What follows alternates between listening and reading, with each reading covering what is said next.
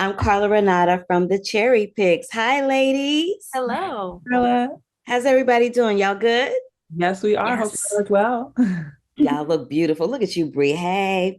So, this is a question I want to ask all of you, and let me just say that, Brie, I really applaud your efforts in producing and directing some of the episodes of this. It's very important not only for young people to see this show, but for people that are my age, which was in the 1900s. But that's a whole nother story. But the first question I want to start off with is, what gives each one of you the courage to be yourself? And I will start with Alex first. Mm. I would say the ability to help others through being myself is what inspires me to be myself. Emily? I would say what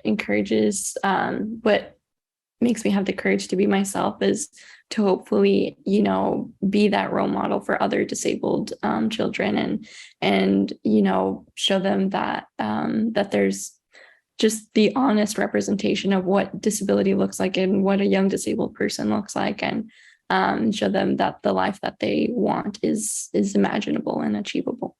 I love that. Sage? I would definitely echo Emily's response. What gives me the courage to be myself is fear, necessity, and privilege. I know that I need to change the reality of what it is to be trans, not only for myself, but for my peers. I have the privilege to do so, and it's definitely a necessity of mine. Cool. And last but not least, Miss Bree.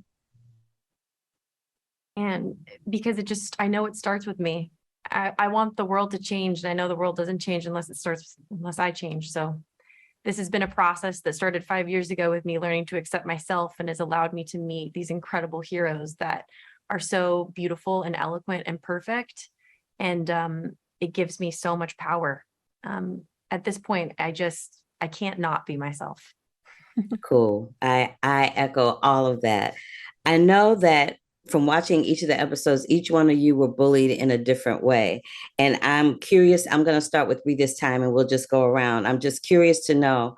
I know that growing up, you had asthma, and I have asthma too. And I also know, and my brother has it too. And I also know how cruel kids can be when you have something that is different from them. Mhm. So I want to know how bullying empowered you later in life, because it doesn't have to be something that makes you feel bad, but it empowers you to succeed and move beyond where you are in that moment.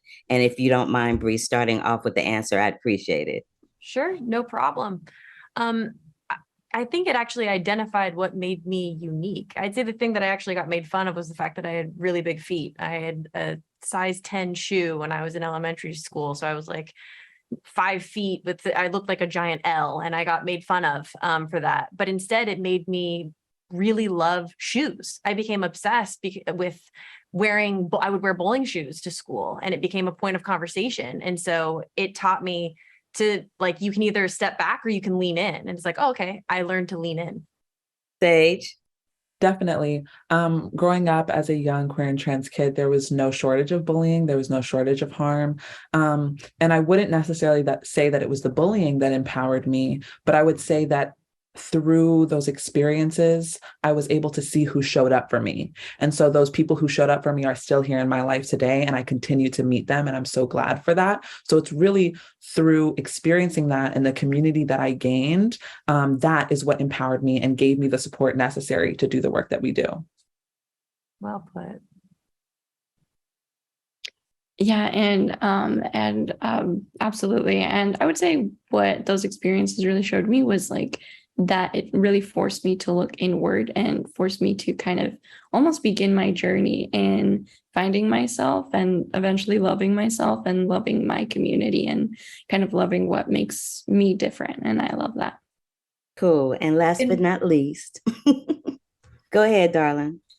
in part, I think that what's been powerful about that for me is that it's taught me the power of forgiveness, because those people said some things to me that were terrible, but it doesn't serve me to hold on to those things. And presumably those people have grown up themselves. And um, learning to forgive people, I think, is such an important skill, and to approach the world with empathy. And I don't think that I would have learned how to do those as quickly as I did had I not been bullied. You ladies are so far Can you beyond your believe years it? in your I know. emotional stability. I can't even begin to tell you. Ugh, I I know. appreciate you. You inspire me. And Oh, thank you so much. and yeah, and I'm so happy that I had an opportunity to speak to you about this project on behalf of Cherry Picks. Thank you so much.